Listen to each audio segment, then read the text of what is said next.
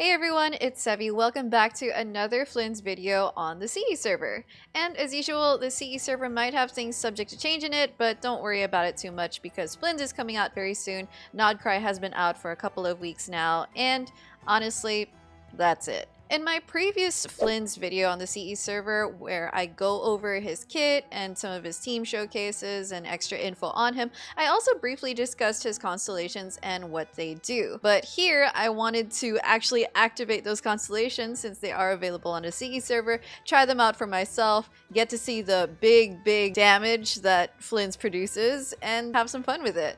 Now, I couldn't do Abyss, unfortunately, because Abyss was already closed on the CE server, I know, so I couldn't really do Abyss or Stygian, but I was just basically using a bunch of the open world bosses as my test subjects, and honestly, I think they sufficed well enough for the purposes of this video. So without further ado, let's just get into it. Alright, so starting with our C0 baseline, I recorded him using an Inefa team, where he is just on an R5 Krai craftable, and then Inefa here is on a Favonius Lance. We also have Aino and Sucrose, and both of them are C6. And honestly, the builds are not really optimized. Like, honestly, I forgot to switch Sucrose's weapon to something more effective than a Prototype Amber, because in the previous video, I used her on a Prototype Amber, so that's my bad. But what's important is that this team and the builds do not change throughout the video. And then for Flins, this is his build. So he's using, so these are his crit stats, this is his ER stat, and then he's just using, again, the R5 Krai craftable and the new Krai set that gives him crit rate when an Ascendant Gleam. So first, I recorded them fighting against Asimon.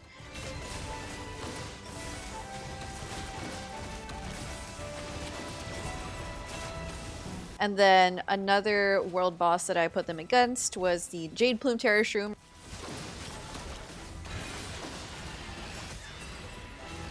And then also the Eon Blight Drake.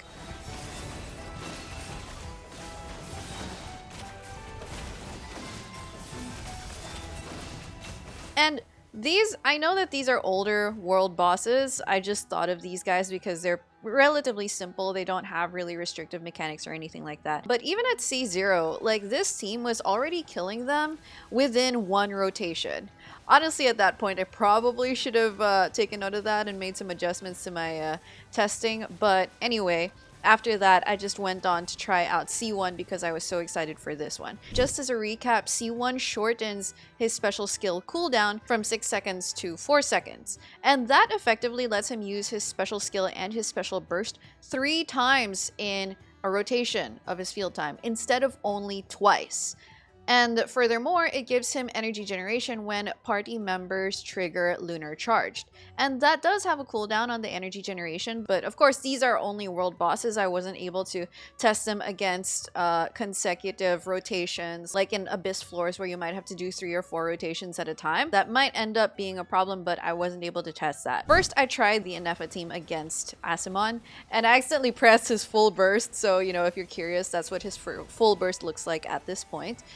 Keep in mind that this full burst is very similar, if not the same, as to what he should have at C0, since technically nothing was added to his stats. And then I also realized that the world bosses were dying very fast. So then I decided to come up with a 4-star team that would hopefully kill the bosses slower, but could also be like a sort of baseline that I could use when recording his future constellation trials also. So this team uses a C6 Aino, C3 Auroron, and C3 Lanyan, and all of them are on 4-star weapons. So, you know, predictably the runs did go slower, but they also progress faster and faster as the constellations go on. And here they are.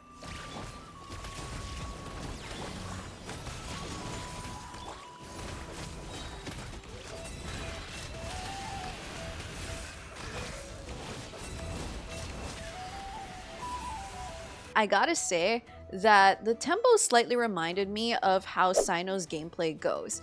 Because, you know, you have to catch his skill, I think, like every 4 seconds or something like that. But When I was playing Flins, I found it less stressful and less distracting because when it comes to Sino, it's kind of a bit of a tight window, right? When the animation of his golden eye comes out. But then for Flins, all you need to worry about really are his cooldowns. So I really enjoyed the tempo and the gameplay of his C1, of doing those special skills and special bursts. And then because I wanted a boss that lasts longer, I went up against Knuckle Duckle. Honestly, I should have thought about this for C0 because they already were dying fast, but I'm sorry. So we went up against Knuckle Duckle, and on the 4-star team, Knuckle Duckle actually lasted more than one rotation.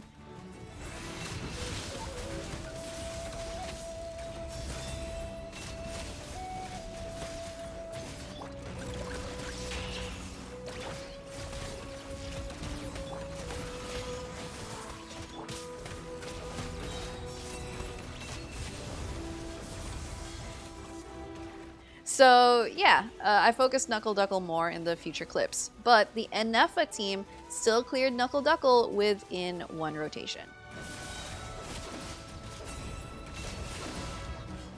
Moving on to C2, and C2 gives him an instance of lunar charge damage on his first normal attack after each special skill. In addition to that, actually the more important part is that his electro hits reduce enemies' electro resistance. So you want to use a normal attack right after entering his special stance so that he can shred enemy resistance right away. Now versus Knuckle Duckle, the 4-star team almost finished him in one rotation. Like Knuckle Duckle had a tiny bit of HP left, but you know, that was actually a vast improvement over the C1 round.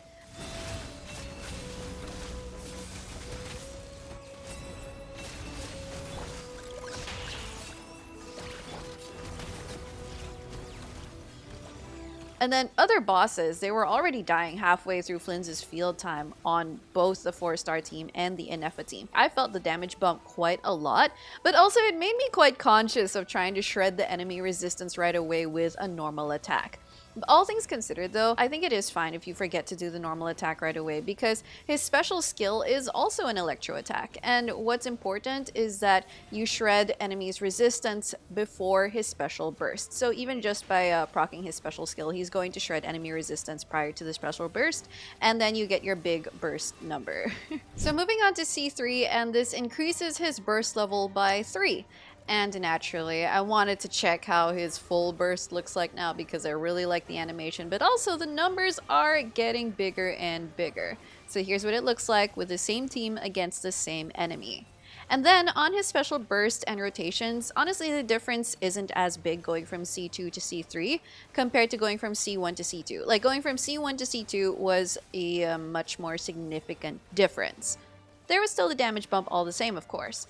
But while he was just short of killing Knuckle Duckle on his second special burst on C2 with the Enefa team, now with C3, he can just kill Knuckle Duckle on that second special burst with the same team. So you can definitely see the improvement there.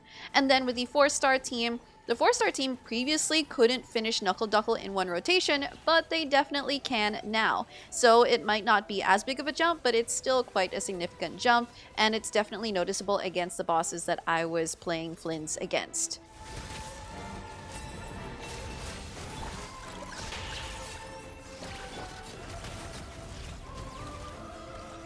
And then, of course, like the other boss runs just went really fast now, even when I was using the 4-star teams. So here's what they look like.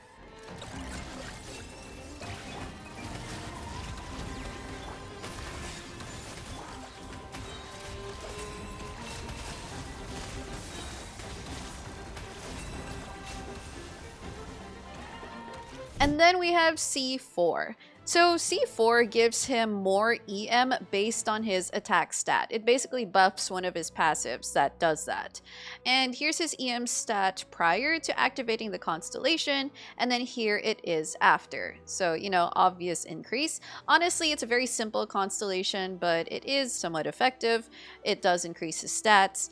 And with his special burst on the Enefa team versus Knuckle Duckle, I mean, it was now breaching 300k on the lunar charge damage, on the bigger lunar charge damage hit, which was impressive. It's a really nice number, you know. It was tickling my brain with a large number, with a big PP number. And then on the 4-star team, his first special burst hit for about 250k, which even on this team is really good already.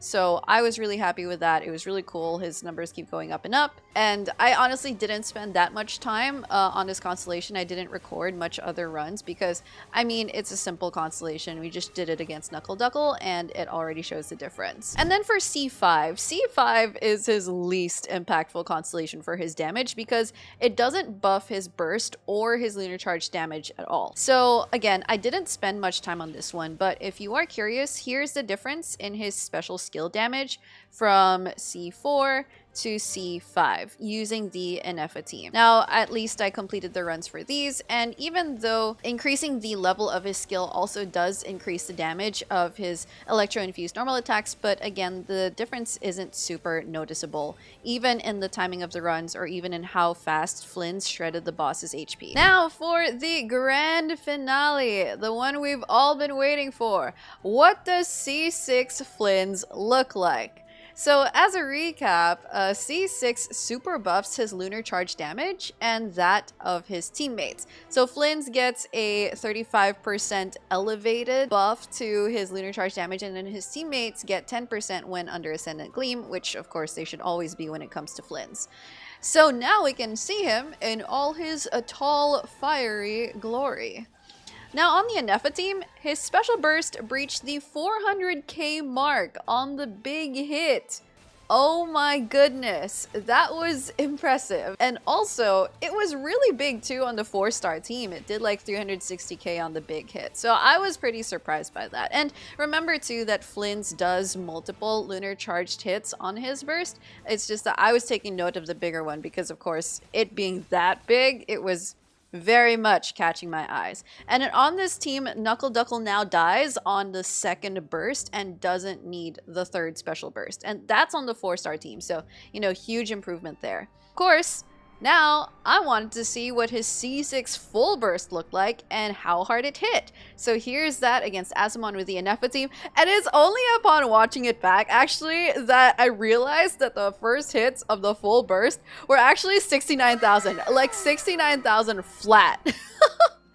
Actually nice, and I found that more satisfying than the final hit, but the final hit was huge. And all in all, C6 Flins, very satisfying, big damage. It zaps everything out of existence, and I really wish I could have tried this in the harder content to just really feel the jump in the time, like the jump in how fast he could clear the floors or clear Stygian Onslaught and such. So, you know, when C6 Flins, when the Flins banner is out and pullable, I will be looking forward to C6 Flins whale showcases because I won't be able to do that. I'm not going for C6 Flins on my own account. So, you know, for those who are, I hope you get him. I hope you enjoy.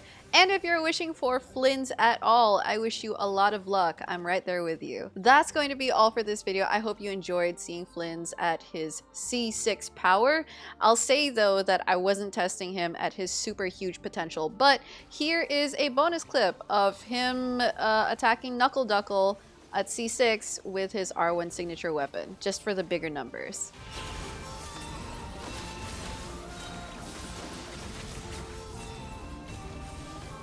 Alright, anyway, that's going to be all for this video. If you enjoyed, don't forget to leave a like, leave a comment down below what you think of his constellations, or if you're pulling Flins, subscribe to my channel for more, and I will see you very soon. Take care!